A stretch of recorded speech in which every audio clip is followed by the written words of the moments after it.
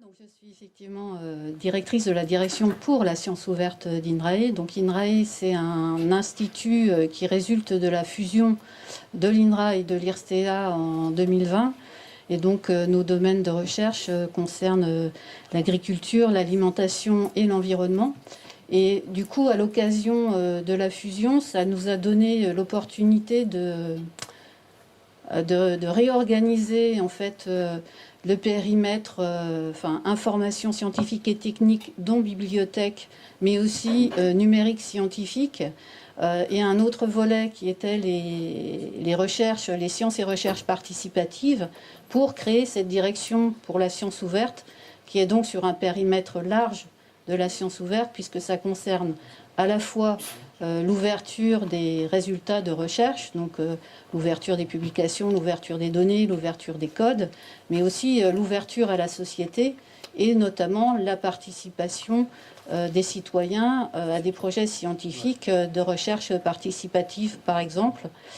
Et on coordonne aussi pour INRAE ce qui est médiation scientifique. Donc vous voyez, c'est un périmètre assez large. Donc, en fait, dans ma présentation, je vais vous parler très rapidement de la politique sciences ouvertes d'INRAE.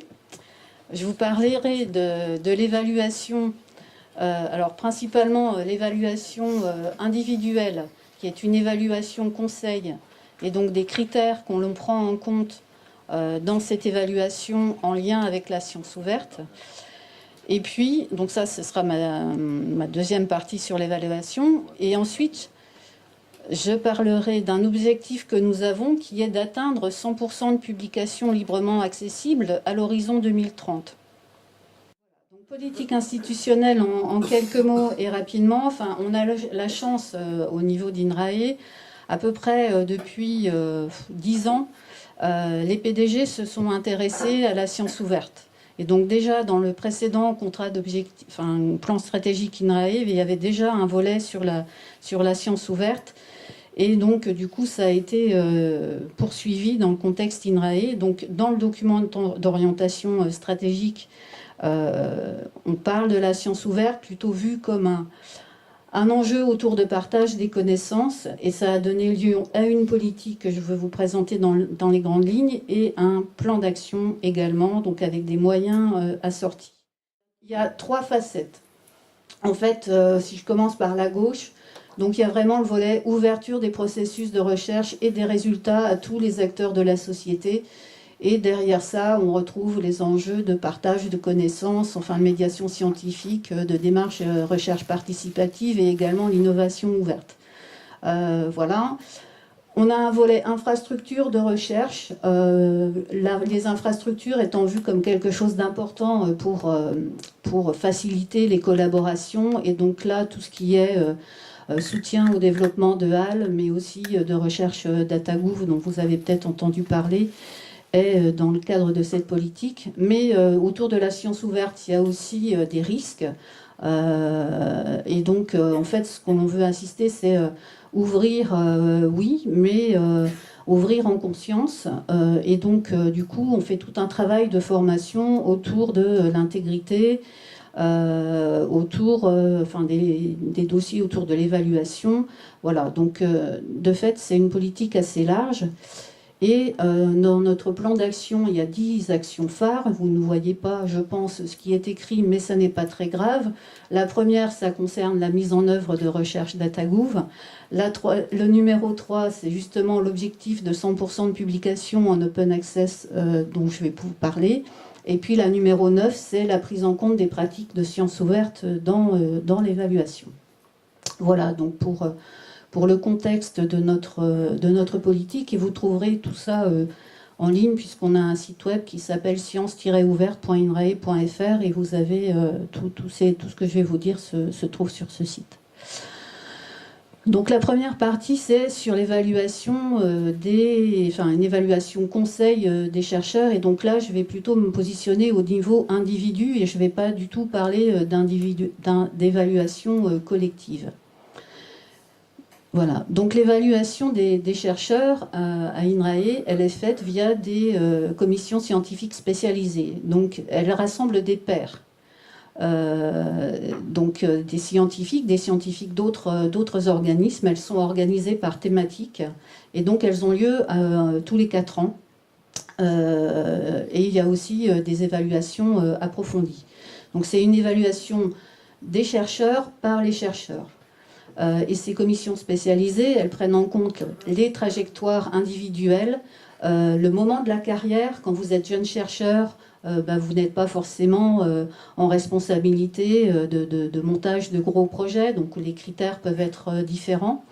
On va prendre aussi en compte la diversité des activités et des productions, donc c'est une évaluation multicritère. Et concernant les productions, vous verrez ce qu'on prend en compte concernant la science ouverte. Et puis, comme je le disais, l'évolution des missions au cours des carrières, elles peuvent évoluer. Voilà, donc, la façon d'évaluer du coup les scientifiques sont discutées, bien sûr validées par la direction générale, mais elles sont aussi discutées avec les différentes directions de l'Institut. Donc le partenariat, plutôt pour ce qui concerne les stratégies de valorisation, d'innovation. Donc nous, pour tout ce qui est activités liées à la science ouverte, et les productions, mais aussi les questions d'intégrité. Et donc ici, à travers ce tableau, vous voyez les critères d'évaluation multicritères des chercheurs. Donc il y a 4 grands critères. Donc la production de connaissances. Le deuxième, c'est l'expertise et la mobilisation des connaissances scientifiques. Le troisième, c'est la formation par la recherche, l'investissement dans la formation. Et puis le quatrième, ça concerne plus les responsabilités qui sont prises à travers de l'animation de collectifs, le pilotage de grands instruments, ou de réseaux. Voilà. Et donc pour chacun de ces grands critères, vous avez des sous-critères. Donc je vais vous en balayer quelques-uns en lien avec la science ouverte. Donc là, ici, c'est plutôt la diversité des productions. Donc il y a bien sûr les articles de recherche, mais pas que, les préprints, les pré-publications validées par les pairs avec les initiatives telles que Peer Community In, les jeux de données déposés dans des serveurs de confiance, les codes informatiques, les protocoles, voilà, vous voyez, donc il y a une très grande, les ressources pédagogiques, les productions qui résultent d'actions de médiation scientifique. Donc vous voyez que on est vraiment au-delà de la vision très lointaine de la production académique à travers les publications scientifiques, comme c'était le cas dans certains organismes. Voilà. Et donc ça, on l'a en fait depuis assez longtemps, depuis le début des années 2000, cette approche globale. Il y a d'autres critères. Donc, ce qui est pris en compte, c'est une analyse qualitative plutôt qu'une analyse quantitative, donc bannissement du facteur d'impact, par exemple. Donc, les chercheurs en évaluation légère, on va dire, sont incités à proposer les publications qui leur semblent les plus intéressantes et à dire pourquoi. Donc, il y a aussi la prise en compte des activités en soutien aux pratiques de sciences ouvertes. Donc, on insiste sur l'implication dans la certification des connaissances, par exemple, et puis aussi la prise en compte ou la participation dans des démarches de recherche participative ou des actions liées à la médiation. Voilà, donc en fait, je vous disais, on a ça depuis longtemps, et là je renvoie sur des travaux qui doivent dater de 2010. Je ne sais pas si tu y avais participé, Serge. En lien avec l'Observatoire des sciences et techniques. C'était les travaux qui s'appellent RF1, donc évaluation de la recherche finalisée, puisque en gros ces critères-là que je vous ai présentés pour les individus s'appliquent aussi aux unités de recherche. Donc il n'est pas bien sûr attendu que chacun exerce l'ensemble des activités, mais je le disais, c'est vraiment au cours de la carrière qu'il faut avoir une vision dynamique aussi de l'évolution de la carrière des chercheurs. Et donc les chercheurs font ce qu'on appelle Alors, on parle alors nous, on appelle ça un rapport réflexif, mais c'est un CV narratif. Enfin, on entend beaucoup parler de CV narratif actuellement. Et donc, ils font ce CV narratif en l'organisant autour des 4 grandes rubriques que je vous ai présentées tout à l'heure. Donc voilà, donc en fait on a déjà ça qui est déjà pas mal, enfin, je dirais en termes de prise en compte des pratiques de sciences ouvertes dans l'évaluation, conseil, hein, j'insiste sur le mot conseil des chercheurs, mais c'était pas assez en fait. C'était pas assez parce qu'on a un objectif de 100% de publication en libre accès à l'horizon 2030.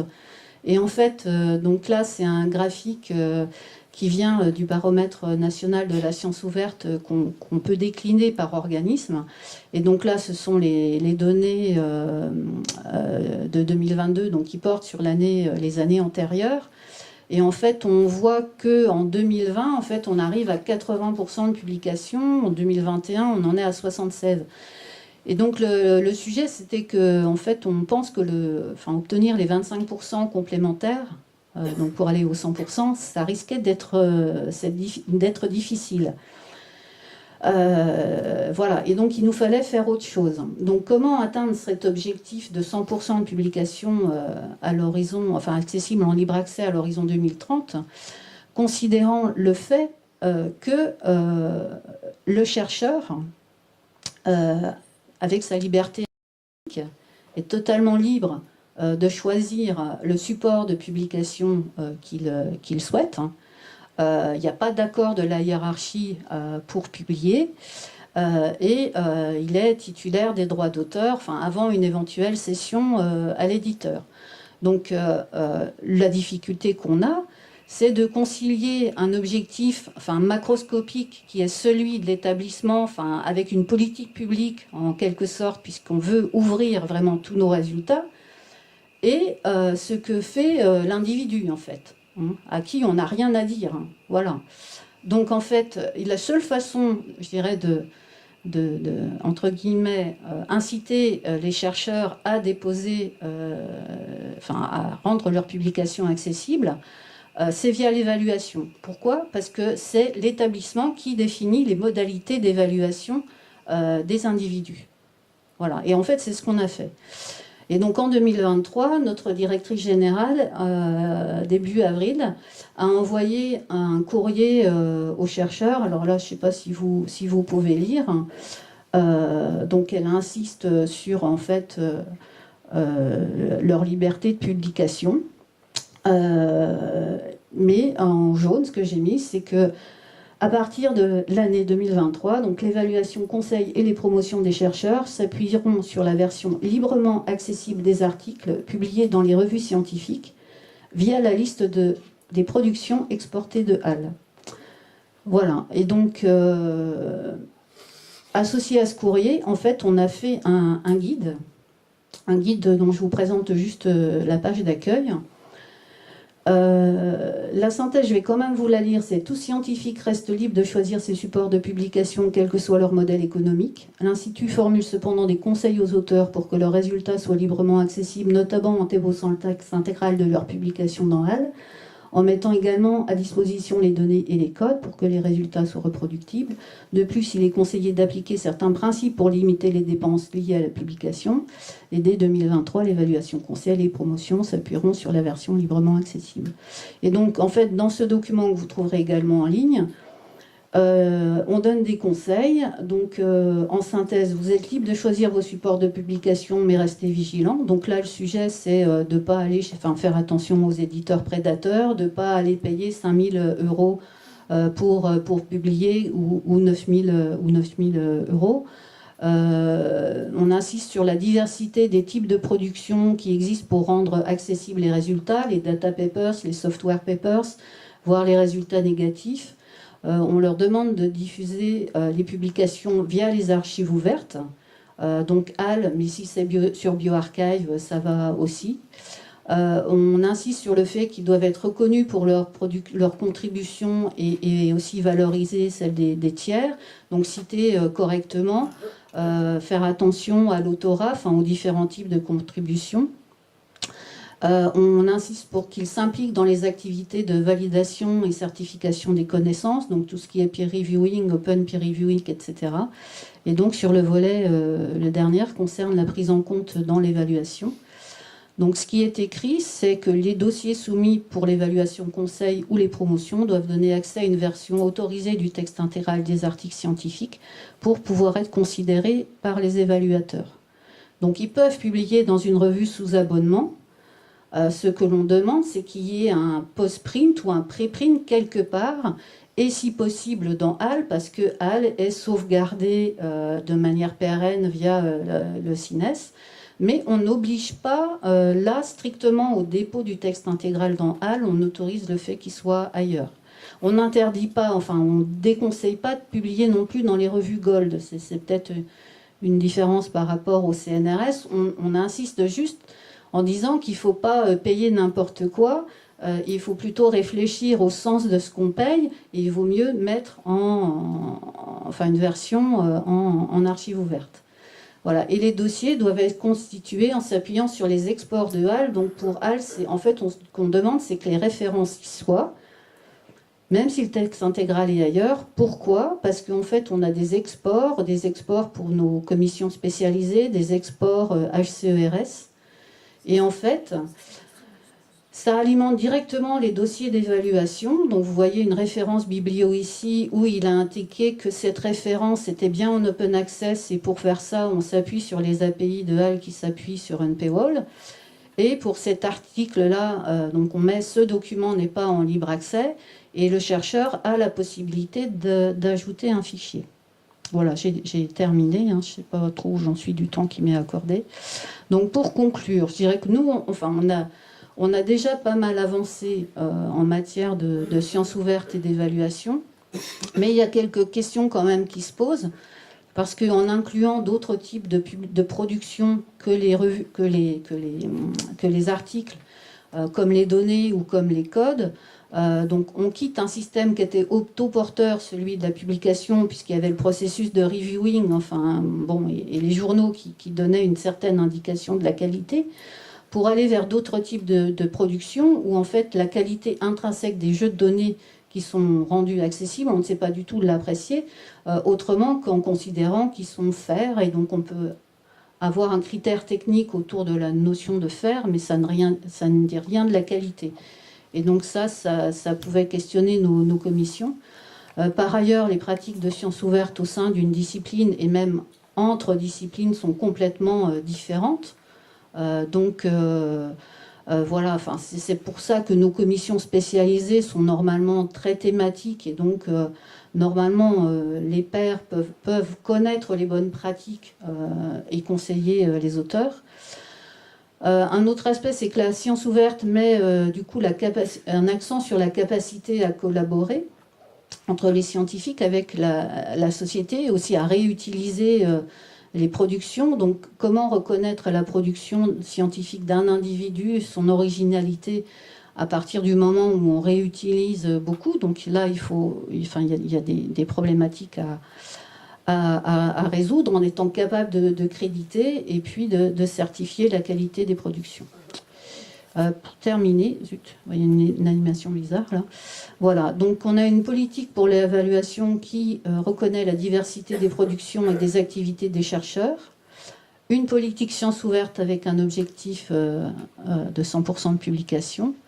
Et du coup, je conclurai sur la relation science ouverte et évaluation. Donc l'évaluation, c'est un vrai levier pour la science ouverte. On avait 5500 dépôts de fichiers dans HAL en texte intégral en 2022. Et là, en 2023, avec cette incitation, on en est déjà à 6600. Voilà, donc on peut vraiment conclure qu'il y a un levier de l'évaluation pour la science ouverte. Mais la science ouverte contribue aussi à faire évoluer les modalités d'évaluation en incluant de nouveaux critères, de nouveaux types de production, et puis de nouvelles façons d'évaluer la science. Et donc, en fait, pour moi, c'est vraiment une relation bénéfique, et on a la chance d'avoir, en fait, une espèce de synchronisation entre ces questions de réforme de l'évaluation de la recherche et de politique de sciences ouvertes qui est maintenant bien ancrée en France et en Europe. Voilà, merci beaucoup.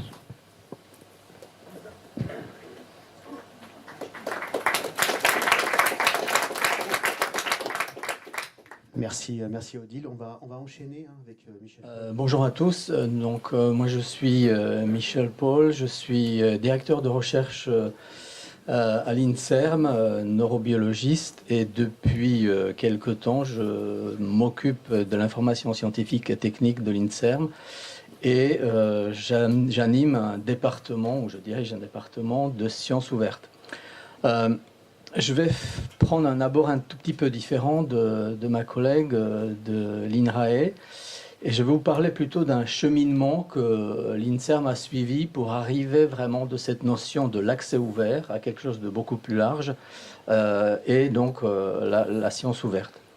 Comme beaucoup d'entre vous, évidemment, on s'est au début des années 2000 posé beaucoup de questions par rapport à la publication scientifique. Et donc, on était parmi les premiers à avoir souscrit à la déclaration de Berlin qui vraiment posait pour la première fois cette question de liberté d'accès aux informations, aux publications scientifiques. Et ensuite, vraiment, on est rentré dans le cheminement qui s'est progressivement accéléré, évidemment. Notamment, je citerai l'année 2016 avec donc la loi pour une république numérique qui a donné vraiment ce coup d'accélérateur, qui s'est traduit ensuite par la politique vraiment nationale pour la science ouverte. On a beaucoup travaillé au sein de la BSN, Bibliothèque scientifique numérique, qui ensuite s'est transformée en comité pour la science ouverte, le COSO, avec donc les deux plans successifs, 2018 puis 2021, pour la science ouverte, et dans lequel INSERM était fortement impliqué dans les différents groupes de travail. On a participé évidemment aussi à la mise en place de cette conférence donc OSEC 2022 à l'occasion de la présidence française du Conseil de l'Union européenne, où finalement ont été posées les bases de ce qui suit aujourd'hui de la DORA vers COARA, c'est-à-dire vers une vraie coalition de la réforme d'évaluation de la recherche. Et donc nous avons évidemment participé à ça aussi. On a signé évidemment DORA, on est aujourd'hui dans le board de COARA. Et donc évidemment, petit à petit, ce cheminement nous a amené vers aussi des considérations d'évaluation de la recherche qui doivent être profondément changées. Donc tout ceci juste pour vous dire que finalement, la science ouverte était l'une des priorités. En fait, il y avait 4 priorités dans le plan stratégique de l'INSERM. Et la 4e priorité, c'était vraiment l'évaluation, le développement de la science ouverte et tout ce qui suit, tout ce qui est autour de la science ouverte. Et finalement, donc, on est arrivé jusqu'à la création d'un vrai département à l'INSERM qui s'occupe de ces questions-là. Alors juste quelques notions finalement de ce que nous on voit derrière la science ouverte et derrière en fait toute cette politique aussi bien donc institutionnelle, nationale et européenne. Évidemment, on base notre stratégie de publication notamment sur l'utilisation des archives ouvertes. On a ouvert très tôt notre portail institutionnel vers HAL.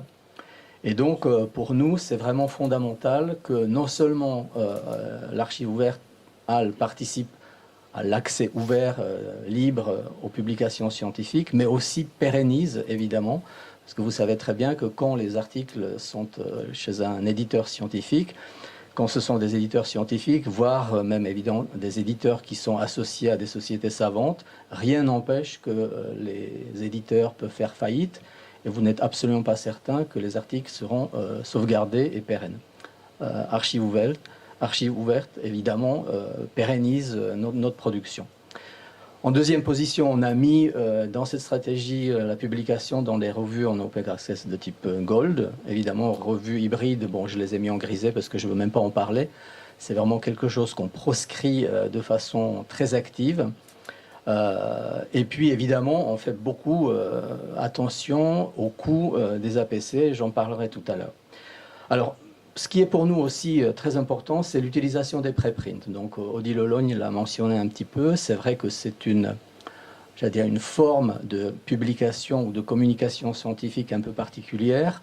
L'INSERM, avec d'ailleurs l'INRAE, on était à la base de l'acceptation finalement des préprints par les grandes alliances, que ce soit donc Aviessant ou Alenvie, où vraiment aujourd'hui les dépôts sur des archives ouvertes, des préprints, sont complètement pris en compte dans l'évaluation. Alors évidemment pas au même niveau que des publications classiques parfaitement reviewées, mais quand même on en tient compte et on peut les citer.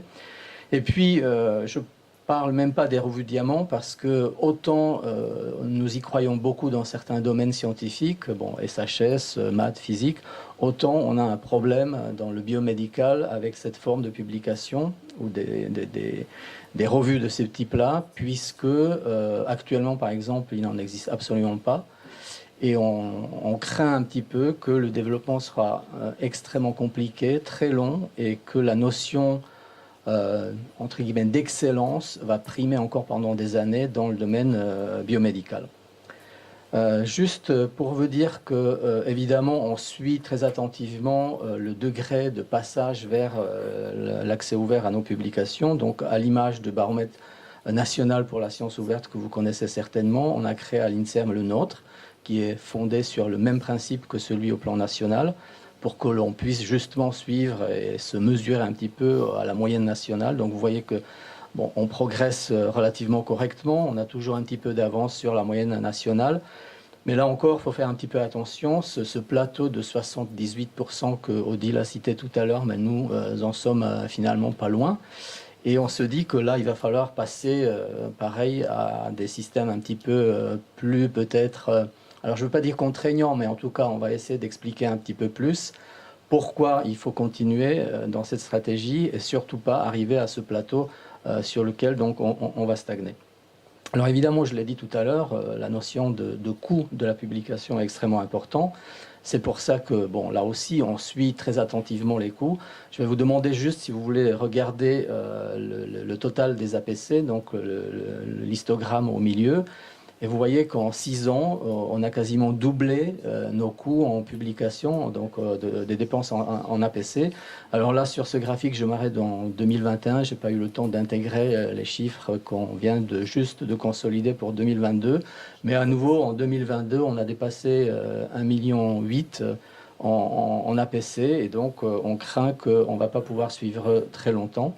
Et même si, évidemment, les dépenses sont éligibles, hein, du moment où vous avez, par exemple, des grants, que ce soit ANR, ERC, etc., vous voyez que l'INSERM a quand même encore payé, entre guillemets, sur vraiment les deniers de laboratoire, plus de 800 000 € actuellement pour l'INSERM. Donc, pour nous, évidemment, moi, je serais beaucoup plus content, enfin, même très heureux, si cette somme pouvait aller directement à la paillasse, et non pas dans le financement des publications. Et donc vraiment là, c'est un sujet de préoccupation pour nous.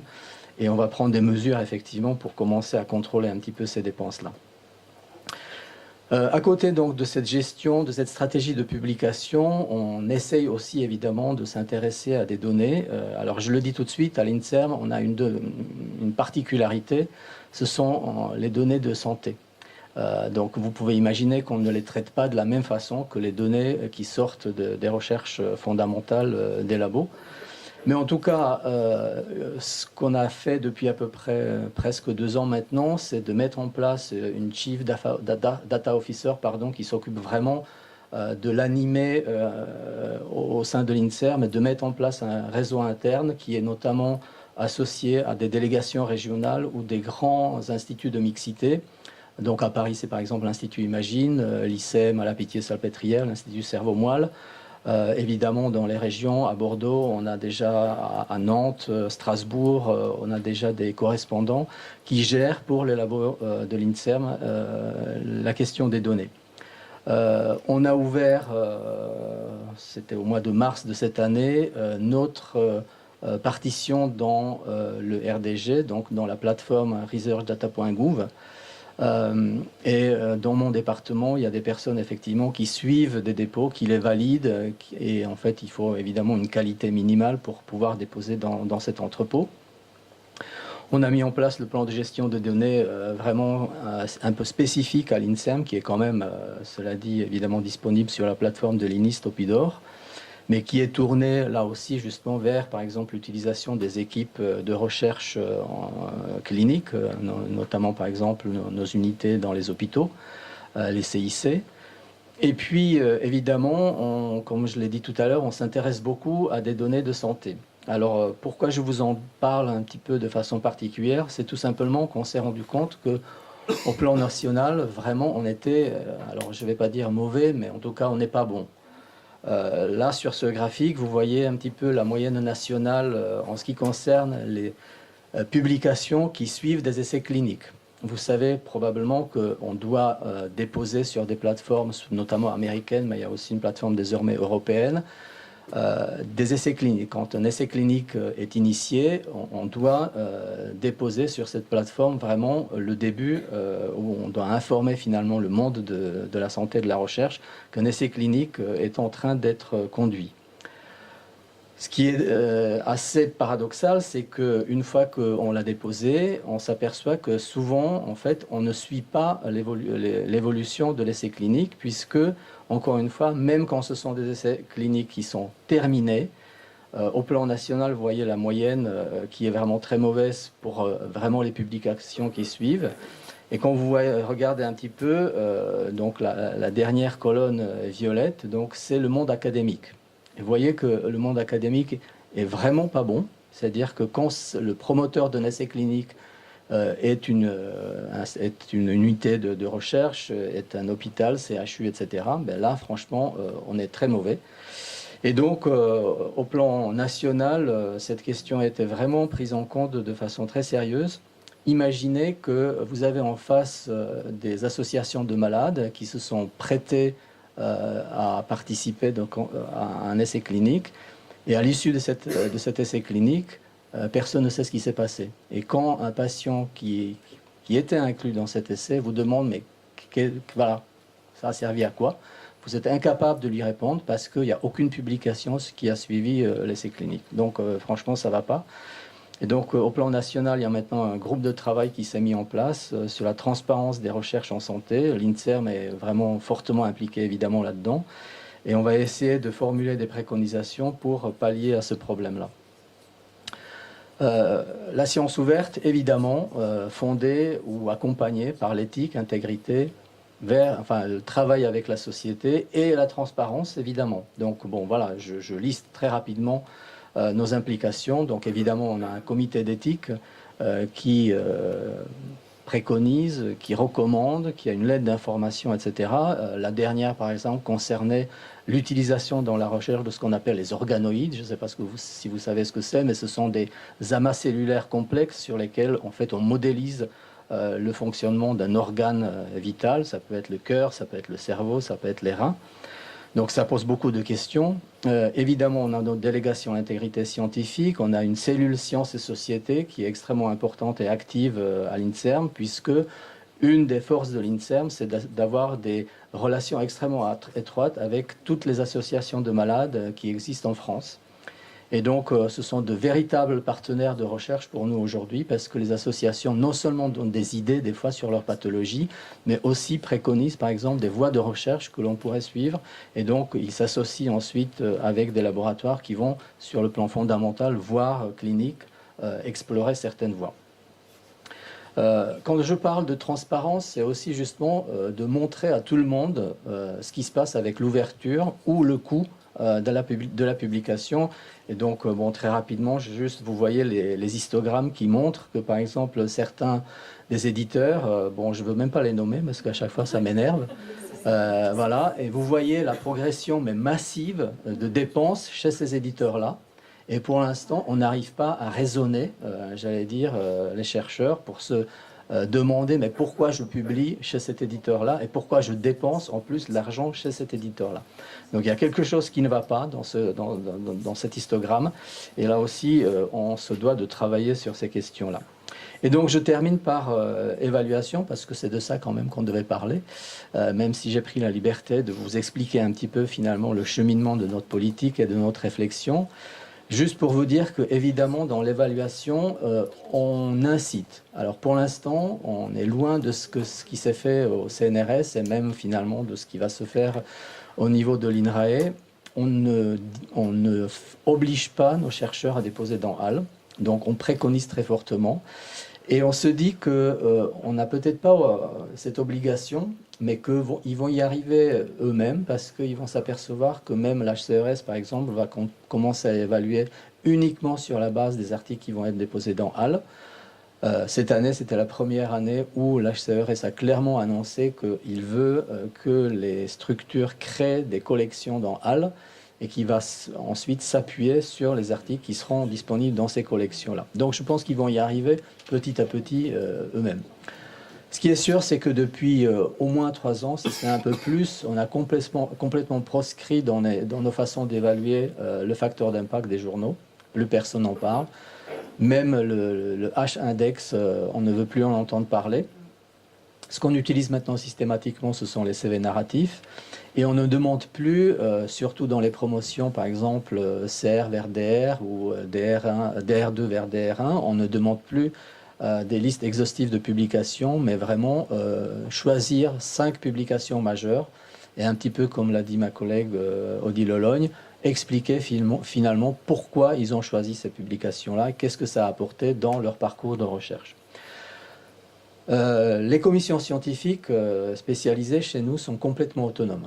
Donc chaque commission a son président qui finalement peut annoncer la couleur, comment il entend évaluer dans sa spécialité. Il n'empêche qu'on organise quand même des réunions préalables avec tous les présidents des commissions pour leur expliquer notre vision. Donc ils ont vraiment un schéma qu'on leur donne à chaque fois, où on demande justement de ne plus parler par exemple de certains de ces indicateurs-là. Et puis on a un échange permanent dans le courant de l'évaluation, vraiment. Donc les commissions siègent en général chez nous pendant une semaine. Et toute la semaine, on débriefe régulièrement avec eux, si jamais justement il y a des cas un peu particuliers qui se présentent, pour savoir comment, par exemple, inclure des activités un peu parallèles, c'est-à-dire notamment par exemple la gestion de données, structuration des lots de données, etc. etc.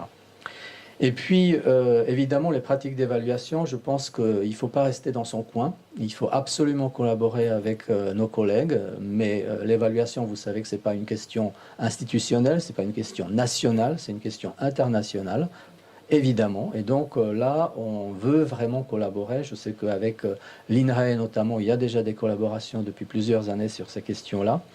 On va commencer à entamer aussi des collaborations avec certaines grandes institutions européennes, puisque là aussi, on ne veut pas laisser nos chercheurs un petit peu au milieu du gué en se disant, bon, ils vont se débrouiller, ils vont expliquer que chez nous, c'est comme ça. Mais quand vous déposez un CV, quand vous déposez un projet de recherche à l'international, il faut se rendre à l'évidence que tout le monde n'évalue pas de la même façon et que, par exemple, dans certains grands instituts américains, le facteur d'impact et la qualité de la publication mesurée au travers de la renommée d'une revue est toujours en cours et donc il faut préparer les chercheurs à ça. Voilà. Préprint, juste 2 mots. C'est quelque chose qu'on a préconisé donc fortement et finalement il s'est avéré que si j'ose dire, si les années Covid étaient intéressants pour quelque chose, c'était pour la prise en compte des préprints et surtout pour la prise en compte de la nécessité de rapidement partager l'information. Et on s'est aperçu que vraiment entre les labos, le partage se faisait par mail, se faisait sur les préprints entre les instituts internationaux. Et c'est comme ça qu'on a réussi à séquencer, par exemple, la séquence du virus en quasiment une semaine. Et bon, vous savez, là, vous connaissez la suite avec la production des anticorps, même si malheureusement, ça ne s'est pas fait chez nous. Juste pour terminer, vraiment quelques mots. Je pense qu'on partage tous finalement ce petit slogan de la fondation de Bill et Melinda Gates, à savoir que partager l'information, eh bien, évidemment, ça accélère et renforce notre impact. Je pense que tout le monde en est convaincu aujourd'hui. Pour vous dire aussi que la science ouverte, évidemment, ce n'est pas que accès ouvert, ce n'est pas que la gestion de données, mais il y a beaucoup d'autres choses qui sont autour. Donc, on essaye de s'investir dans tout.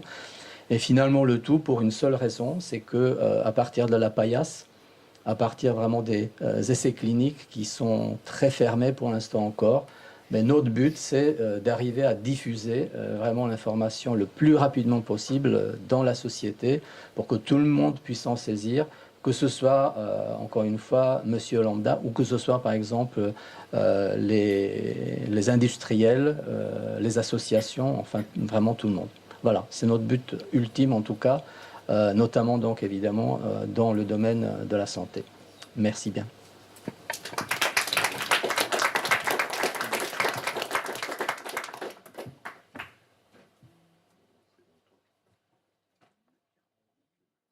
Je suis Serge Boin, je travaille à une direction équivalente que mes deux collègues, ce qui s'appelle bizarrement la direction des données ouvertes de la recherche, mais c'est pas que les données du tout. Au départ, c'était même les publications plutôt, ou l'information scientifique. Mais ça s'étend aussi jusqu'au calcul intensif. C'est quand même très très très large. Je vais essayer de faire vite parce qu'on a mis déjà beaucoup de temps. Et moi, je vais parler beaucoup plus d'évaluation en fait. Je vais vous parler aussi de sciences ouvertes, bien sûr. J'aime beaucoup ce petit dessin, plus exactement la citation qui est en dessous. Il dit « Ça ne me dérange pas que vous pensiez lentement ou que tu penses lentement.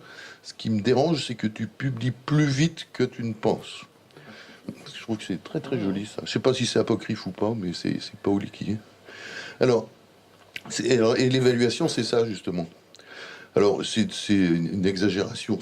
Bien sûr que c'est pas que ça, mais en fait, quand même beaucoup, beaucoup. Le deuxième point, il est très important.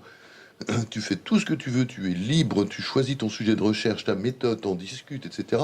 Du moment que tu peux publier quelque chose dans une bonne revue et très vite. C'est juste une légère contrainte qui est mise là. Alors, la science ouverte, c'est gentil, mais on verra ça une autre fois quand même. Alors, je vais repartir de Dora, donc de l'évaluation. Là, je vous parle d'évaluation, je ne vous parle pas de science ouverte, jusqu'à présent. Ça date de 2013. Il y avait quelqu'un de l'INSERM, il y avait Thierry Galli qui était là-bas. Thierry Galli était là-bas, c'était fin 2012, oui c'est ça. On en avait discuté avec lui à cette époque-là, avant que ce soit publié. Alors, le CNRS a signé en 2018. Ça avait quand même mis 5 ans avant de réagir. Pourquoi parce qu'on pense forcément à autre chose très très souvent. Et puis en 2018, c'est aussi parce que c'est là qu'on a eu notre nouveau PDG, en fait, en pratique, où il avait mis 1 an à peu près pour s'installer, mais c'est là, effectivement, lui était très intéressé, il est toujours PDG d'ailleurs, très intéressé à ça, même si le prédécesseur n'était pas totalement indifférent, c'était beaucoup moins central chez lui. Alors pour ceux qui ne connaissent pas, je vais faire une infraction... comment on dit, à l'intégrité scientifique, parce que je vais vous raconter un texte en choisissant les morceaux qui me plaisent. Je vais faire du cherry picking, ça s'appelle en anglais. Une recommandation, c'est des recommandations. Le CNRS, c'est moi qui le dis, mais je crois que le PDG en est d'accord. Pour le CNRS, ces recommandations les transforment en engagement de notre part. Pas tout, mais au moins ceux dont on va parler ici. Ne pas utiliser les indicateurs basés sur des revues. C'est la traduction française de Dora. Afficher explicitement les critères, j'en prends quelques-uns.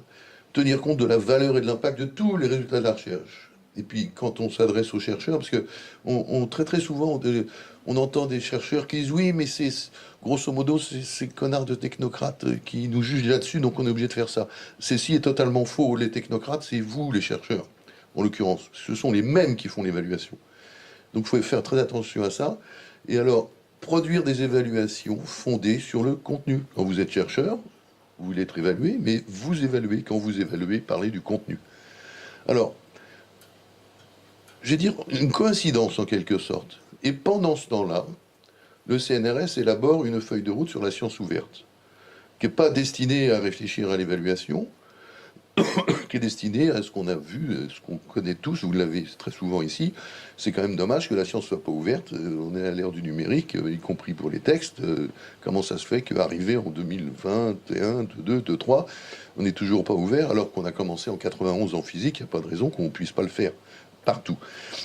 Et ben, au détour de l'ensemble, vous aurez les références après, mais feuille de route CNRS, science ouverte, vous tapez ça dans votre moteur, votre engin de recherche préféré, comme disent les Canadiens, et vous le trouverez tout de suite.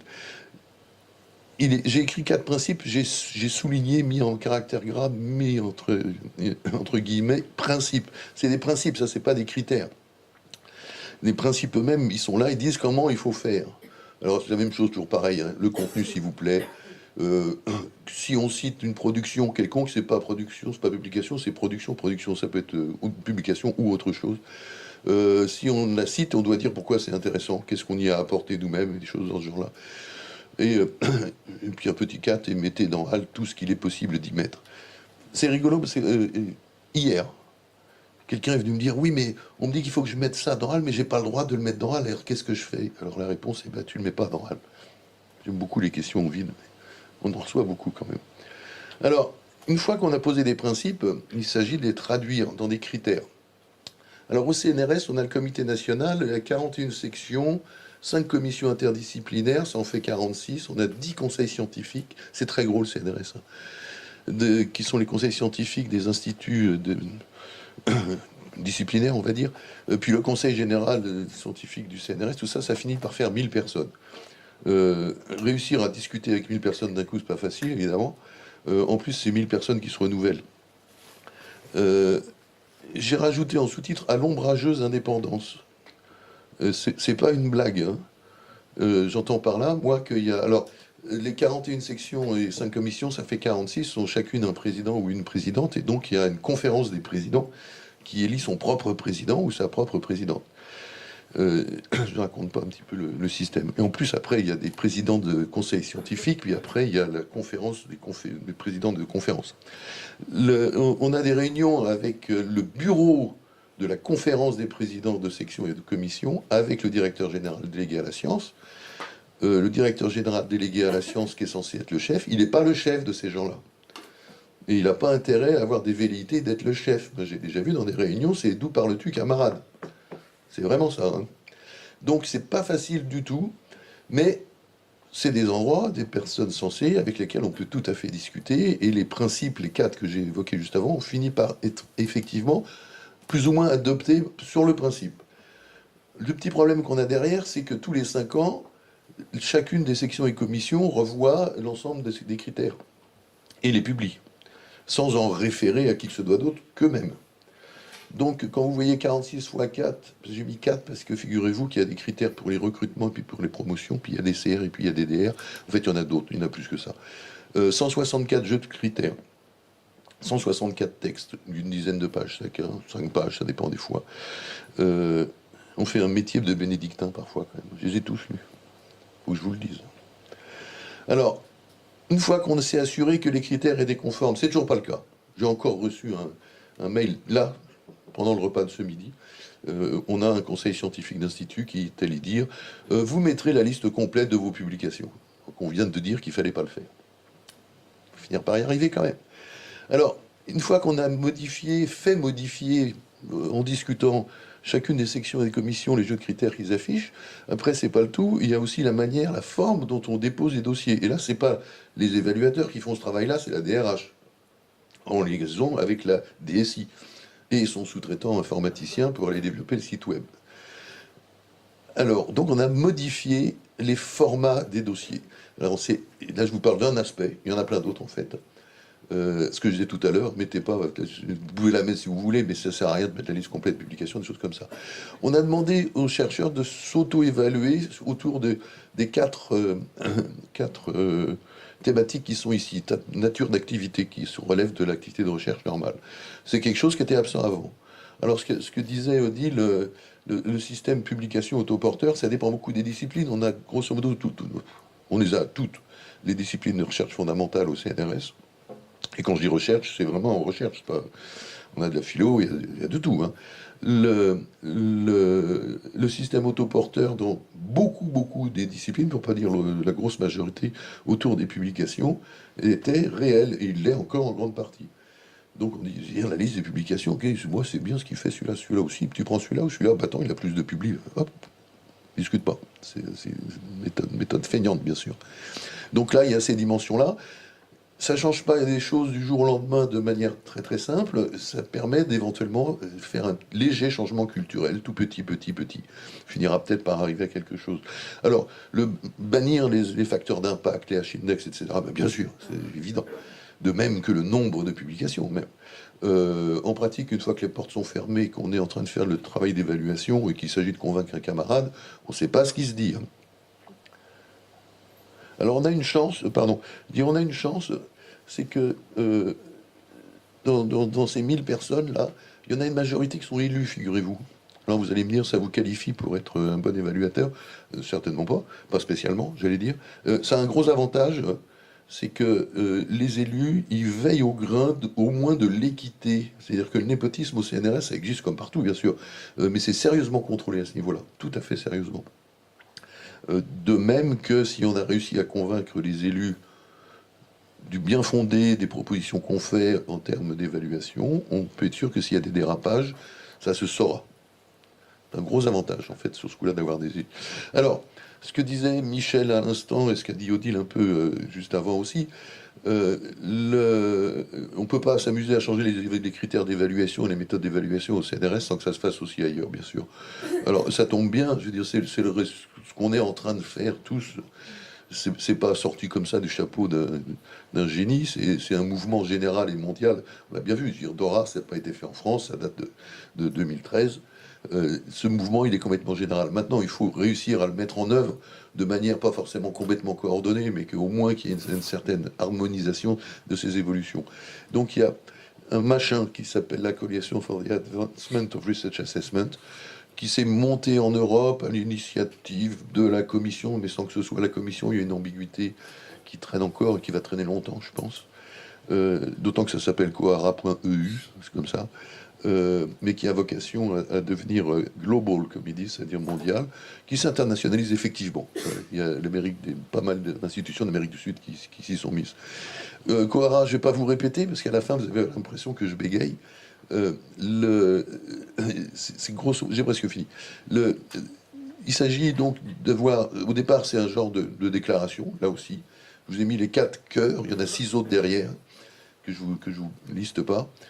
L'idée, c'est que les membres actifs de la coalition s'engagent non seulement à mettre en œuvre ces principes-là, mais en plus à rendre compte au sein de la COARA, et les systèmes d'information sont en train de commencer à se développer, de manière à ce qu'on puisse partager les informations des uns et des autres, s'engagent à révéler et à expliciter, selon certaines templates qui ne sont pas encore bien définies, selon certains modèles, de quelle manière les choses avancent. Donc je vais m'arrêter là. Le CNRS est encore très très actif sur le sujet. Je pense qu'il le restera assez longtemps. Alors après, Odile l'a évoqué d'une certaine manière, je vais l'évoquer aussi. On a la chance au CNRS d'avoir un soutien très très fort de la direction générale et de la présidence. Enfin, c'est pas juste un soutien, c'est aussi des initiatives. Hein. On n'est pas à l'abri de ce qu'un changement de politique puisse arriver. Alors on est sauvé justement par ce genre de choses, puisque ce genre de choses, en quelque sorte, engage les établissements. Alors, on peut toujours dire merde à ces engagements, de toute façon, il n'y a pas de tribunal derrière, bien sûr. Mais en termes de risque réputationnel, quand même, c'est là. Et je vous mets... Ah oui, j'en ai encore 2, dans le dernier, on s'en fiche. Celui-là, qui est en anglais, il aurait pu être en espagnol ou en portugais, d'ailleurs, on l'a dans toutes les langues. Les 2 documents que je vous suggère pas de lire d'un bout à l'autre, ils sont pas très longs, hein, de toute façon. De 2019, pardon, le Roadmap for Open Science, pardon, la feuille de route pour la science ouverte, et en 2020, sur les données de la recherche. Et j'arrête là.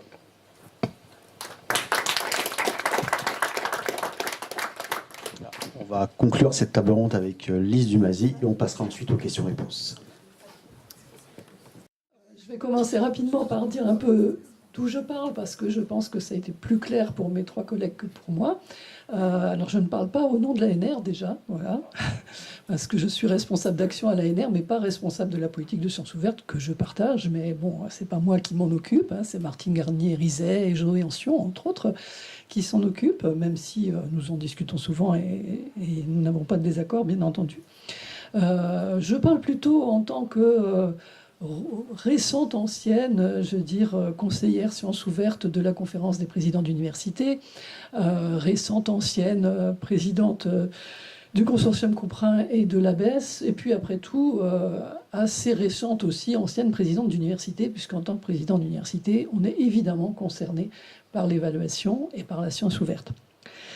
Voilà, alors ça tombe bien, je vais aussi vous parler un peu plus d'évaluation que de sciences ouvertes, en réalité, et m'interroger un petit peu sur l'évolution nécessaire, souhaitable, souhaitée de l'un et de l'autre, en essayant de mettre en lumière, enfin en tout cas d'accentuer 3 points. Le premier, c'est que la réforme de l'évaluation, on l'aura compris d'ailleurs, ce point a été un peu abordé par mes collègues, ne se confond pas avec la politique de sciences ouvertes, même si il est évident que les mouvements vers l'un et vers l'autre ont été et sont souvent couplés et complémentaires, et qu'il y a évidemment une commune volonté d'éthique, de transparence, de communication de la recherche, de sortir d'indicateurs captifs, qui sont souvent des boîtes noires aussi, et donc d'aller vers plus de transparence et d'éthique dans les pratiques de la science. Néanmoins, ce sont quand même deux mouvements un peu différents. Deuxième point, les grandes déclarations de principe sont très bonnes, je le dis sans ironie, c'est une bonne chose, il faut commencer par là, mais il serait encore beaucoup plus intéressant, et je pense qu'on en est d'ailleurs à cette phase-là, et la journée d'aujourd'hui, le séminaire d'aujourd'hui le confirme, il est beaucoup plus intéressant d'échanger entre établissements, au niveau national et international, car en effet la science est internationale, entre établissements et organismes de recherche, bien entendu, sur les pratiques et sur les difficultés rencontrées, et sur la manière dont on les a surmontées éventuellement. Parce que ça n'entrera, enfin je veux dire, les grands principes n'entreront en pratique que justement par je dirais, la mise en pratique de ces principes. Je suis en train de me rendre compte que vraiment je dis quelque chose qui est complètement fou, quoi. Enfin bon, ce que je voulais dire, c'est que les difficultés sont dans la pratique. Voilà. C'est pas forcément que dans la pratique. Déjà, mettre des principes en avant, c'est pas toujours un chemin semé de roses. Mais une fois qu'on les a mis en avant, c'est de la pratique qu'il faut s'occuper et de voir comment on y arrive. Et puis, dernier point que je voulais souligner, c'est que, je crois que aussi, ça a été visible d'après les présentations précédentes, on n'impose pas des réformes de l'évaluation en particulier. On ne les impose pas, on les construit avec les chercheurs. Parce que ce sont les évaluateurs et les évalués. Donc de toute façon, il n'y a rien à faire, hein. On peut évidemment avoir des incitations, mais pour les changer, il faut les construire avec eux. Alors, j'avais prévu un petit historique, mais j'y passerai vraiment très très rapidement. D'abord parce que certains points ont déjà été évoqués, puis surtout parce que je n'ai pas le temps. Donc Dora on a rappelé récemment quels étaient les principes de Dora. C'est facile d'aller les voir, hein. Je veux dire, la déclaration, ces principes sont sur le site de Dora, traduits en français. Donc, on peut même aller les voir directement en français. Et Serge vient de les rappeler, donc je passe. Ça me permet de passer rapidement. C'est évidemment... Alors, je ne dis pas que c'est le début, hein. En fait, on s'est préoccupé de sciences ouvertes, on va dire de façon un peu significative à partir du début des années 2000, hein, avec beaucoup de déclarations internationales, beaucoup de constitutions de réseaux, d'initiatives dispersées qui se sont regroupées, puis qui se sont institutionnalisées. Donc, en fait... mais c'est une histoire qui a sa propre logique.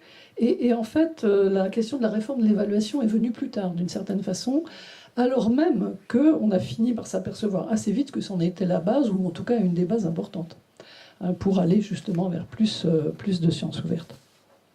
Donc Dora. Alors moi, il y a un deuxième texte que j'aime bien. Oui, je voulais juste dire aussi que Dora publie régulièrement des guides méthodologiques, hein. Ils s'appellent des toolkits, qui sont disponibles et qui sont utiles, parce que justement, ils viennent aussi de pratiques, de réflexion sur les pratiques. Et rappeler qu'une vingtaine d'universités l'ont signé en France, ainsi que de nombreux organismes nationaux de recherche, des écoles, des revues scientifiques, des sociétés savantes, l'ANR, l'HCRS, l'Académie des sciences et une presse universitaire à ce jour, enfin au 22 novembre, peut-être qu'il y en a plus depuis.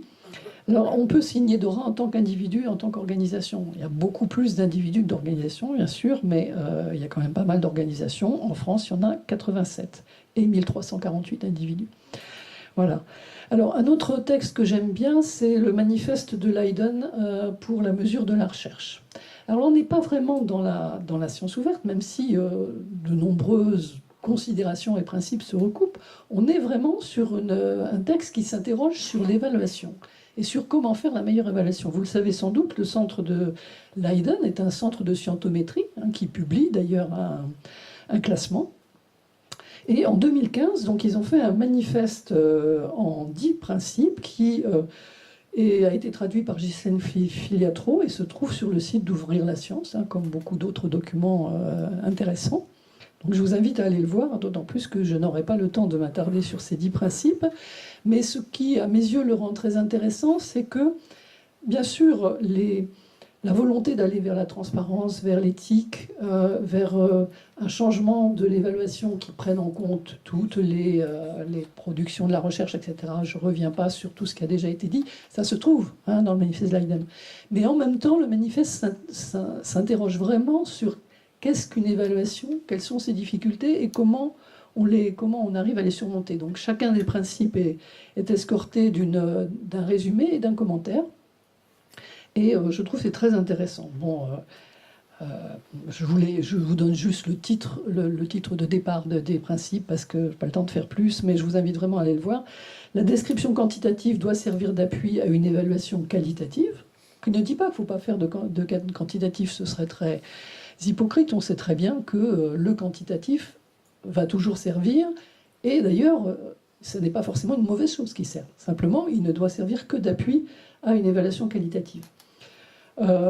Il faut mesurer la performance au regard des missions de recherche de l'institution ou du groupe du chercheur. Ça, c'est un point très intéressant, à mon avis, qu'on ne met pas assez en valeur. Ce n'est pas une évaluation dans l'absolu, la recherche. C'est une évaluation qui est toujours située. C'est-à-dire, quels sont les objectifs que vous fixez à telle personne, à tel groupe, dans tel établissement, à tel moment. Et ça, il faut aussi y penser. Il faut protéger l'excellence des domaines de recherche importants à l'échelle locale. Alors, ça ne veut pas dire qu'un article où on doit considérer l'échelle locale est nul parce que c'est mieux d'être un article international. Ça veut dire que dans certaines disciplines ou sous-disciplines ou dans certains domaines, il est très important, et là la question de la langue intervient, il est très important que l'article soit publié dans une revue de la langue du pays parce que l'impact va être précisément sur ce pays-là.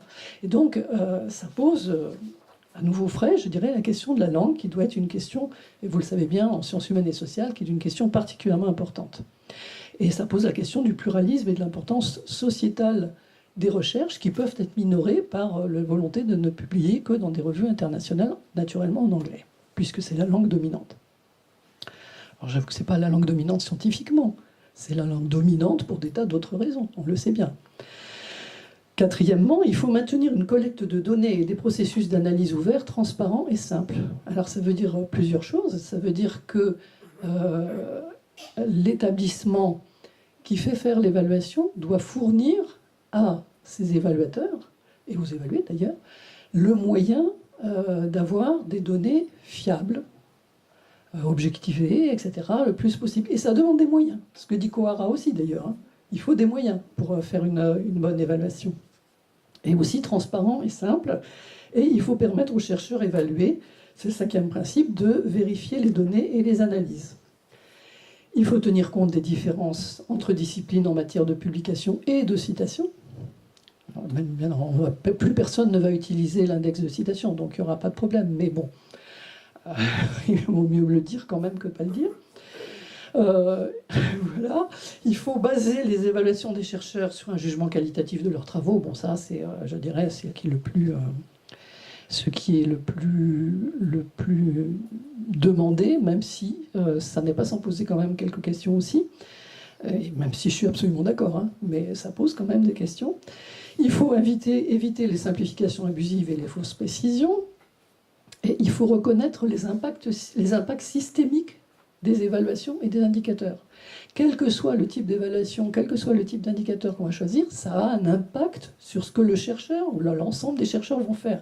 Et donc, il faut réfléchir aussi à ça. Et enfin, il faut réévaluer régulièrement et faire évoluer les indicateurs. Donc, vous voyez que le programme de Leiden, et vraiment, je pense que ça vaut de le regarder de près, couvre beaucoup de questions qui se recroisent, quelquefois avec celles de la science ouverte, mais qui sont aussi beaucoup plus larges. Bon, je sais que je suis bavarde, donc j'essaie de regarder ma montre.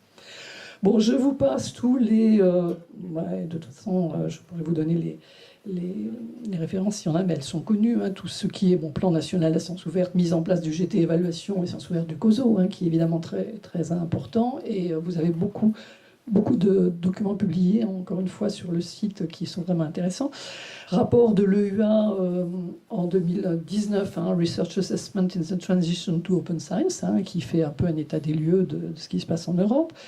Bon, la CPU en 2020 a produit aussi un document sur l'évaluation qui a été envoyé aux universités et publié. Je ne suis pas sûre qu'elle l'ait tout en mémoire, mais on peut le retrouver et vous le refournir si vous voulez. Ce sont des indications, ce sont des conseils, bien entendu. La conférence des présidents d'université n'a pas d'ordre à donner particulièrement aux universités, mais ils vont ces conseils vont évidemment dans le même sens, c'est-à-dire vers l'encouragement à la transparence, à publier sur HAL, à publier en accès ouvert, mais aussi à prendre en compte toutes les publications, enfin tous les produits de la recherche, à travailler sur la réforme de l'évaluation avec les collègues, évidemment, et à développer les formations, les discussions avec les communautés, à produire sa charte aussi de l'évaluation. Certains établissements ont commencé à le faire. Pas beaucoup, c'est une question qui commence à être prise en compte plus en profondeur dans les universités qui commencent tout juste. Bon, la recommandation de l'UNESCO, l'appel de Paris dont on a parlé au SEC 2022, Coara. Bon, je m'arrête un tout petit peu à Coara, mais pas beaucoup, puisque Serge déjà en a parlé, donc c'est très bien. Il me permet aussi d'aller plus vite. Coara, plus de 500 signataires, 47 en France, dont 30 universités, CNRS, HCRS, ANR, d'autres organismes de recherche. Coara, c'est les institutions. On n'adhère pas à Coara individuellement. C'est les institutions. Et Coara, effectivement, a produit donc des engagements concrets, 10 engagements. Les établissements doivent s'engager, en même temps, ils ne sont pas de couteau sous la gorge non plus pour le faire. C'est plus, évidemment, une incitation, là encore. Et surtout, ce qui est intéressant dans Coara, c'est qu'il y a des groupes de travail collectifs et ils sont au niveau européen et international. Et ça, c'est fondamental. Comme la science ouverte, l'évaluation, ça doit être un mouvement international. Ça n'empêche pas de commencer, parce que sinon, il n'y a jamais personne qui commence. Mais c'est quand même important que soit maintenue cette dimension internationale. Et on peut proposer des nouveaux groupes de travail dans Coara, si on en a envie, et essayer de les monter. Donc c'est quelque chose qui, à mon avis, est fondamental, parce que aussi bien en France, à l'intérieur, entre les organismes nationaux de recherche et les établissements, en particulier entre établissements, qu'à l'international, il est vraiment important d'échanger et de travailler ensemble pour cette réforme de l'évaluation. Alors je voudrais, pour terminer, essayer de mettre en évidence quelques questionnements qui ne sont pas du tout des incitations à ne pas faire, mais qui sont, je pense, des questionnements qu'il faut se poser. On sait très bien, on est tous des évaluateurs et des évalués, je pense, alors, beaucoup d'entre nous, en tout cas ici, on sait très bien comment ça se passe. Moi-même, j'ai fait partie d'innombrables instances d'évaluation, y compris celle du CNRS, donc j'ai une assez grande expérience là-dedans. Qu'est-ce qui se passe? Alors, en fait, on fait de son mieux, je dis pas la question, mais bon, on a peu de temps, on a beaucoup d'évaluations, d'où l'importance, je dirais, alors, moi, je suis en SHS, je suis professeur de littérature française, donc de toute façon, les H-Impact, les machins comme ça, on les a jamais eus, ça c'est déjà ça, donc il fallait bien quand même lire un peu les textes. Mais même en SHS, il y a des questions. C'est-à-dire que les évaluations antérieures, les éléments objectifs, il n'y a pas d'objectivité absolue, tels les prix, etc. Et évidemment, les éléments quantitatifs sont quand même un appui dont on peut difficilement se passer, parce qu'on n'a pas le temps objectif de regarder très à fond tous les dossiers. C'est pas vrai. Je ne veux pas dire, personne peut me dire le contraire, mais c'est pas vrai. D'accord ? Donc, bien sûr qu'il faut les regarder, qu'il faut en lire des articles, etc. Je me souviens encore, au début des évaluations au CNRS, on avait des armoires pleines de thèses, d'articles, papiers, etc. Et il fallait se fouiller pour aller chercher ces dossiers, pas les confondre et pas les mélanger tant que possible. C'était pas satisfaisant, il y a beaucoup de limites à l'exercice. Quand je dis qu'on n'a pas d'H-index, etc., cela dit, on a des classements. Bon, je prends le classement des revues en économie, qui a fait couler beaucoup d'encre. Pourquoi? Parce que les sciences humaines et sociales sont très soumises aux biais idéologiques. On ne va pas dire le contraire. Elles ne sont pas toutes seules. D'autres aussi le sont, moins, enfin le sont. Et donc, dès que vous allez faire produire un classement, qui a produit le classement, selon quels critères, pour répondre à quel type d'économie, parce que l'économie, il y en a plein. Je prends cet exemple-là, je pourrais en prendre un autre. Donc, nous aussi, on a ces problèmes-là. Donc, tout le monde veut évoluer vers le plus qualitatif. Comme je le dis, le plus qualitatif n'est pas en rapport direct avec la science ouverte au sens restreint, ni même d'ailleurs au sens général. Je veux dire par là qu'un article peut parfaitement être en accès ouvert en accès ouvert différé ou en accès fermé, pas dans une revue Diamant, et être d'excellente qualité, et vice-versa. On est d'accord. Donc voilà, il y a un rapport, je l'ai dit, via les valeurs qui sont défendues, de transparence, d'éthique, etc. Mais ce n'est pas la même chose. Bon.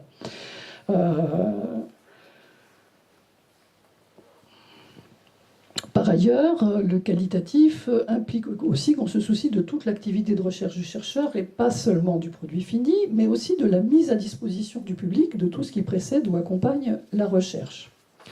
Alors, quelles sont les solutions pour aller vers une évolution améliorée, plus qualitative? Bon, on en a évoqué plusieurs points qui ne font pas tellement débat. Abandonner le H-index et le facteur d'impact, même si je suis sûr que ce n'est pas complètement fait, mais bon, en tout cas, on a beaucoup progressé. Choisir les 3, 4 ou 5 publis les plus significatives, donc les faire représenter par le chercheur, les lire quand on est évaluateur, être en capacité de les apprécier sans lien avec le lieu de publication, sans néanmoins être en conflit d'intérêts, ce qui, dans les petites communautés, peut poser parfois problème. Les petites sous-communautés. Ne pas s'attacher au nombre, mais à la qualité, avoir des CV narratifs permettant de mettre en lumière diverses contributions du chercheur et d'expliciter la trajectoire. Tout ça, je pense, c'est très bien, je suis pour. En même temps, c'est du déclaratif, on est d'accord. Le CV narratif. Donc, apprécier toutes les activités liées à la recherche, les contributions collectives, la médiation, la recherche participative, la diffusion par différents biais de la recherche. Afficher clairement les critères de l'évaluation et leur hiérarchisation. Parce que ça compte beaucoup, qui peut varier ou pas. La question est à se poser selon le but de l'évaluation. Parce que quand on parle d'une évaluation conseil, ou qu'on parle d'une évaluation pour des promotions, ou pour des recrutements, ou pour des candidatures à des bourses, ou pour l'évaluation d'un projet, on n'est pas exactement dans la même évaluation. Donc, il faut vraiment réfléchir à quels sont les critères que l'on veut en fonction des objectifs.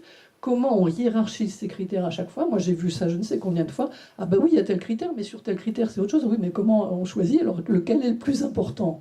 Donc, il faut non seulement avoir des critères objectivés, transparents, connus, des évalués, mais il faut les hiérarchiser et il faut avoir un système cohérent de critères dans l'ensemble des évaluations que l'on peut faire dans un établissement. Bon, c'est quand même une question. Autre question potentielle, laisse-t-on totalement de côté la question de la notoriété liée à la diffusion et à l'évaluation de la revue dans les communautés nationales ou internationales? Bien entendu que ne pas lire un article, dire il est très bon parce qu'il est publié dans telle revue de très haut niveau, c'est nul. Okay, bon, on connaît tous des articles pas très bons dans des bonnes revues et des articles excellents dans des moins bonnes revues ou des revues moins diffusées. D'ailleurs, est-ce qu'une revue est moins bonne parce qu'elle est moins diffusée? Pas forcément. Mais ce qui est sûr, c'est qu'il y a moins de personnes qui l'auront lu. Donc la question de la notoriété est quand même une question complexe sur laquelle il faut s'arrêter. Bon, la question du temps, j'en ai parlé, mais pas parce que j'en ai parlé que je l'ai résolu. Je veux dire, comment fait-on pour donner le temps aux évaluations? À mon avis, il faut faire moins d'évaluations, d'accord? Et arriver à savoir comment s'appuyer sur une évaluation antérieure sans en même temps être complètement dans la même, évidemment, dans la même perspective ou la recopier. Et moins de publications, je suis complètement d'accord. Et puis, il y a la question de la spécialisation de l'évaluateur. Moi, je trouve que c'est aussi une question vraiment importante. Parce que c'est pas parce qu'on est professeur de littérature française, par exemple, qu'on sait évaluer très bien un dossier de médiéviste, quand on est 19e comme moi. Voilà. Et je prends cet exemple-là, mais on peut prendre dans n'importe quelle discipline. Il y a un ensemble de sous-disciplines qui font que, bon, en gros, on va pouvoir évaluer. Mais dans le détail, c'est pas si facile que ça. Donc comment est-ce qu'on règle cette question de la spécialisation de l'évaluation, qui est d'autant plus importante que l'on veut une évaluation qualitative qui se fonde vraiment sur l'appréciation du dossier, un petit peu indépendamment, je dirais, de ce qui peut nous être fourni comme appréciation extérieure, nombre de la revue, nombre des publications, etc. Bon, d'autre part, je crois qu'on est tous d'accord, la qualité scientifique d'un dossier n'est pas la même que sa qualité de diffusion scientifique, d'ouverture. Donc moi je suis totalement d'accord, c'est incitatif. Hein, il faut dire aux collègues, allez déposer, si vous allez être évalué sur ce qui est dans HAL, donc déposez dans HAL, etc., etc. Simplement, c'est une incitation à développer la politique de sciences ouvertes de l'établissement. Moi je suis pour. Hein. Mais c'est pas la même chose que la qualité du dossier. Donc il faut aussi savoir quel poids on va donner à l'un et à l'autre dans l'évaluation. Donc la qualité des pratiques de sciences ouvertes n'est qu'une partie de la réforme de l'évaluation. Et je suis sûre que j'ai dépassé, donc je vais terminer très rapidement. Donc il est important d'aider bien sûr les chercheurs dans le changement des usages, c'est fondamental. Bon, je pense que tout le monde le fait, donc je n'insiste pas plus. Enfin, essaie de le faire, il faut le faire encore plus sûrement. Il faut avoir une politique de l'établissement qui est claire, connue, affichée, construite avec les chercheurs, revue régulièrement avec eux. Il faut se concerter avec les organismes nationaux de recherche, parce que qu'est-ce que ça veut dire d'avoir des UMR, où d'un côté on aurait les chercheurs évalués d'une manière, et de l'autre côté les enseignants-chercheurs d'une autre. Personnellement, je trouve ça aberrant. Voilà. Donc je le dis. Et il faut équilibrer les critères. On sait très bien que pour les enseignants-chercheurs, en plus, il faut savoir ce qu'on évalue, hein, et à quel moment, je le disais tout à l'heure. L'objectif. Parce que l'enseignant-chercheur, il a aussi, et d'ailleurs, c'est pas très différent finalement pour les chercheurs, parce qu'ils font souvent aussi de l'enseignement, ils font de la recherche participative, etc. La médiation, enfin, voilà, il y a tout un tas d'éléments qui sont un peu différents. Et entre parenthèses, ça aussi, ça pose une question sur la compétence de l'évaluateur.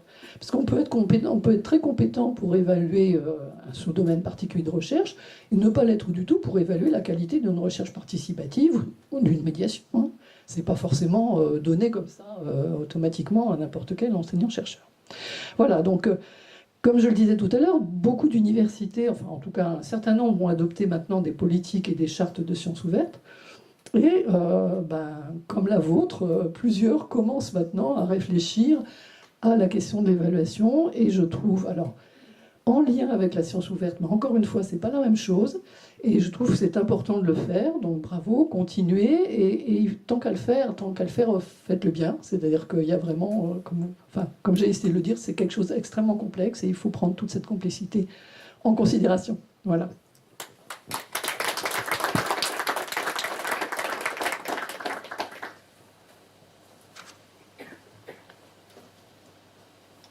Merci Elise. On va passer aux questions. Il y a des questions. Pas de questions? Oui. Bonjour, alors Arthur Guézangard, je suis responsable du portail HAL de l'Université Versailles-Saint-Quentin en Yvelines. Donc je vais poser une question liée à cette thématique. J'ai entendu donc à chaque fois que la question du dépôt dans HAL revenait assez régulièrement dans les questions des évaluations. Je pense que ma question va plutôt se focaliser sur l'INRAE, puisqu'il a mis en place, on va dire, un dispositif pour que ce soit quasiment obligatoire de déposer dans HAL pour l'évaluation. Sauf que, bon, alors, non. Pas déposé, référencé. Référencé. Parfait. Donc le texte, oui voilà, j'ai bien compris. Donc il a notice dans HAL pour pouvoir référencer et s'appuyer sur les évaluations. Du coup, moi j'aurais une question parce que toute personne, je pense, qui a déjà déposé dans HAL, qui a créé des notices dans HAL, pourra le confirmer. HAL, c'est assez lourd, c'est long de déposer des notices et c'est assez complexe.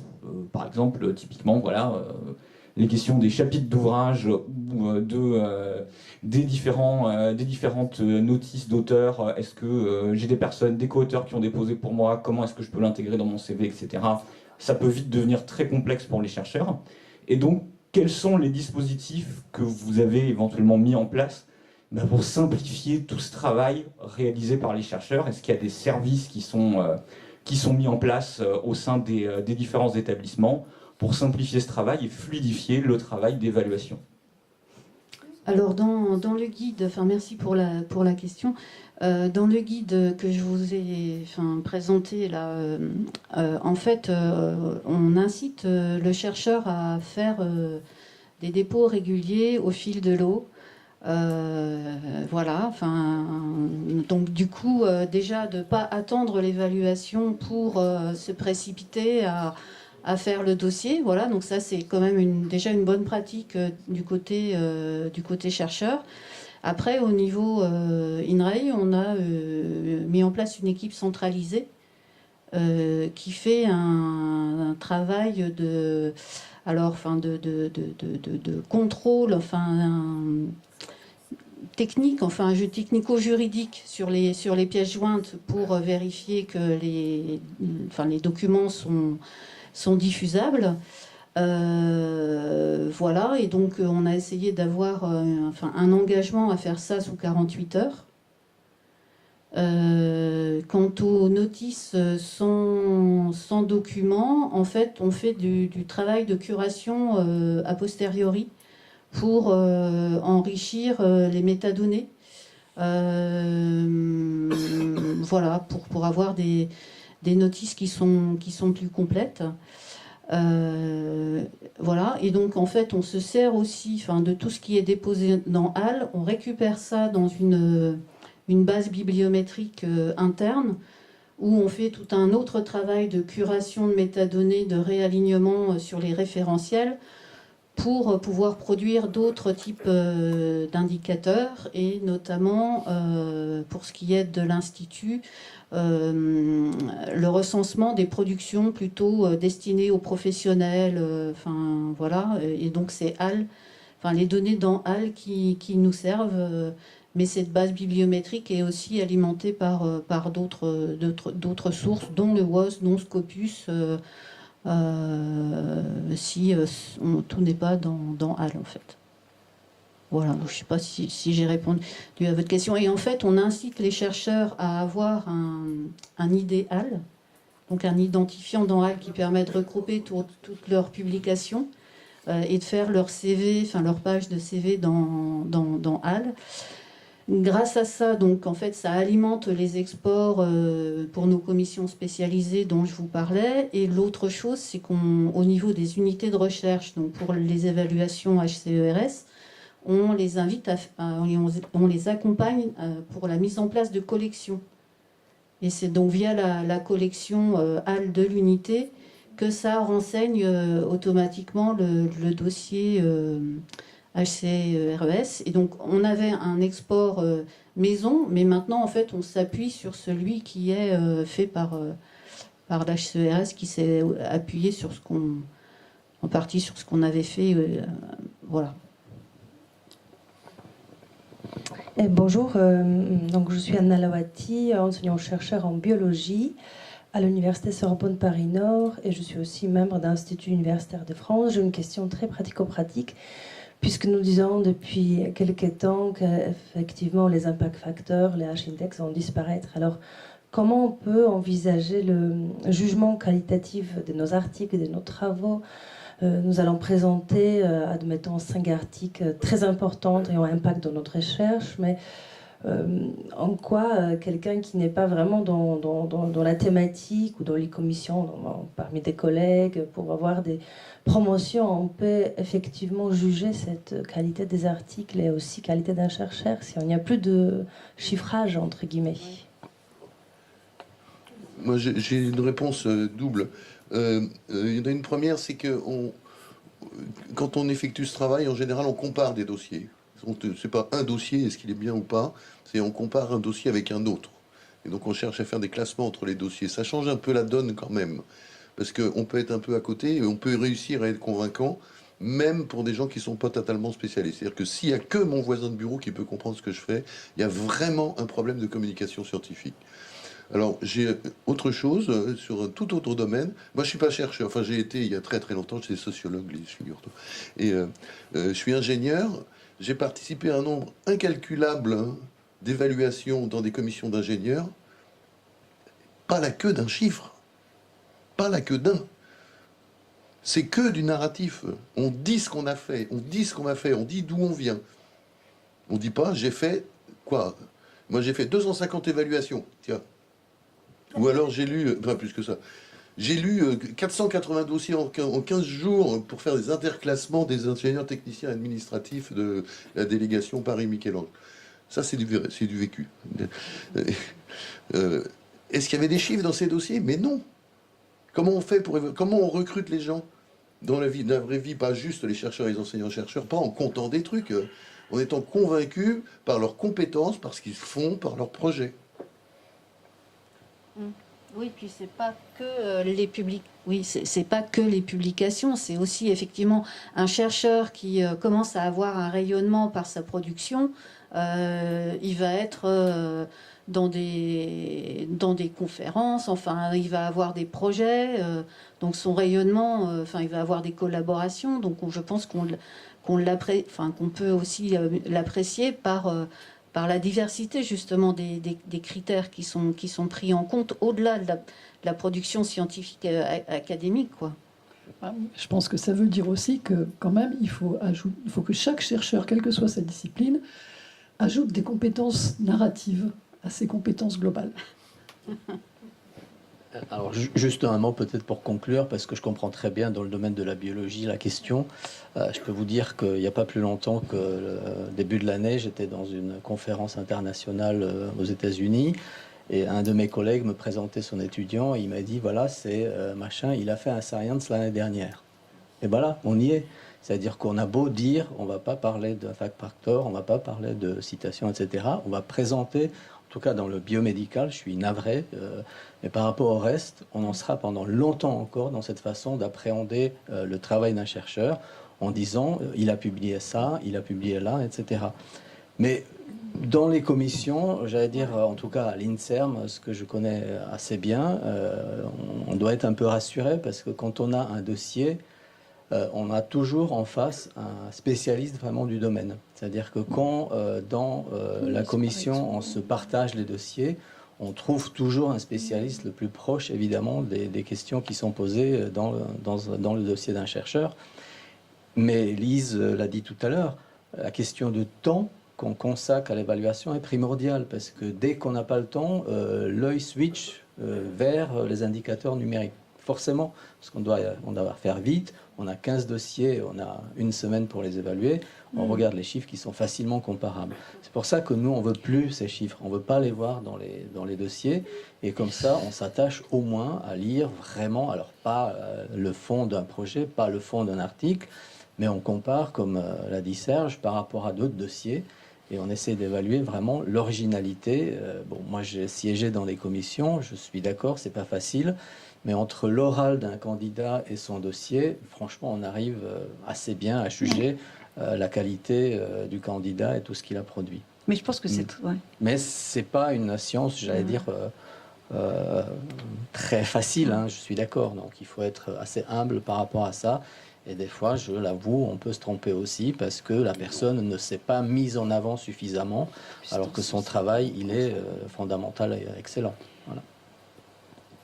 Oui, je vais rebondir sur ce que vous disiez, Michel Paul, parce que c'est vrai que je pense que c'est vraiment au niveau du biomédical qu'on a le plus de difficultés pour faire passer une culture sciences ouvertes. Je pense qu'en sciences exactes ou en sciences expérimentales, ça pose pas de problème. Il y a déjà ça pose pas de problème. Il y a déjà beaucoup de pratiques, on va dire. Et en sciences humaines et sociales, ça bouge bien. Mais c'est vrai que les grosses réticences qu'on rencontre viennent du biomède avec l'idée que mais non, c'est pas vrai, on continuera et longtemps à être évalué sur du quantitatif, sur de l'impact factor, etc. Donc moi, je ne sais pas comment l'INSERM compte communiquer sur ces questions-là dans les années qui viennent et appuyer cette évolution, parce que c'est très important que ça vienne de vous. Mais surtout, comme vous l'aviez dit tout à l'heure, il y a la question des UMR. Non, mais j'en suis absolument convaincu. Et bon, je vais être très direct parce que c'est ma nature. Moi, j'étais presque effrayé quand j'ai sorti d'une réunion récemment avec les présidents des commissions qui nous ont demandé de remettre en place les indicateurs chiffrés parce que ça les aidait à aller plus vite. Donc là, on s'est regardé avec Didier Samuel, donc notre PDG, et on s'est dit mais qu'est-ce qu'on fait? Donc la conclusion, bon, Didier il aime bien ça, on dit on va faire du in between, hein, c'est-à-dire moi je veux pas être complètement directif, donc il faut leur faciliter des travail. Donc j'ai dit bon ok, on va couper la poire en deux, en tout cas pas d'impact factor, pas d'indexage. On peut produire d'autres indicateurs qui seront chiffrés. Donc on peut, mais en tout cas plus appuyer sur la notoriété des journaux, parce que là, exactement les citations de l'article, l'impact d'un article en particulier, parce que justement on peut le mesurer au travers des citations, etc. Donc on peut produire d'autres indicateurs qui seront peut-être à mieux considérer, à aider quand même, parce que ce sont des données chiffrées. Mais c'est vrai, voilà. Le discours de l'INSERM actuellement est quand même pas tout à fait clair, et c'est vrai que ça encourage des certaines formes de résistance au changement. Et ce que soulevait Catherine Veil, c'est très juste, c'est que nous, on est une université pluridisciplinaire, et on aurait vraiment besoin que tous nos chercheurs soient évalués sur des critères qui soient des critères qui ne sont pas forcément exactement les mêmes, enfin en tout cas, c'est pour lesquels il n'y a pas des écarts gigantesques, notamment quand on est dans des commissions sur les avancements. Oui, on a commencé à introduire les CV narratifs, enfin on a commencé à faire plein de choses à ce niveau-là, mais ça bute quand même un peu sur la résistance du quanti. Je ne vais pas monopoliser la parole, mais en tout cas, nous en sommes tout à fait conscients. On a le même problème, franchement, avec nos équipes en biomédical. Ce qui est sûr qu'on va être beaucoup plus clair dans notre communication à partir de 2024, parce qu'il y a beaucoup de choses qui ont bougé là ces derniers mois à l'INSERM, avec l'arrivée de Didier Samuel, avec la création du département pour la science ouverte, avec le changement fondamental dans le département d'évaluation. Donc on parle beaucoup et on prépare vraiment un texte très clair et à disposition de tous pour que ce soit vraiment mis noir sur blanc et que la commission puisse s'appuyer dessus. Mais comme je le disais tout à l'heure, les présidents des commissions sont quand même indépendants. Bon, voilà. Non, mais c'est une vraie difficulté. C'est quand on dit les Américains pensent que, lesquels ils sont nombreux les Américains et certes le président, mais etc. C'est un peu pareil chez nous en quelque sorte. L'indépendance. Quand on dit le CNRS a un discours très très clair, alors parfois ça peut être très clair quand c'est sur une ligne de commandement simple, du genre ne se remet dans le compte rendu annuel que ce qui est présent, texte intégral dans HAL, et c'est simple, on le fait. Et puis le résultat, c'est que n'est présent dans le compte-rendu annuel chercheur que ce qui est déposé dans A les points barres. Ça pose aucun problème. Maintenant, quand on dit on va faire des abandonner l'impact factor et les listes complètes de publications, c'est dit, c'est écrit, c'est réécrit. Puis aujourd'hui, conseil scientifique d'institut qui dit vous mettrez la liste complète de vos publications dans votre dossier. On fait quoi avec ça? On va s'empailler avec le conseil scientifique d'institut. Mais en attendant, le coup, il est parti. Oui. Une dernière question, peut-être? Oui, on va d'abord vous remercier pour toutes ces interventions. Merci à vous. Allez, on va faire une petite pause de 10 minutes et on reprend sur la deuxième table ronde.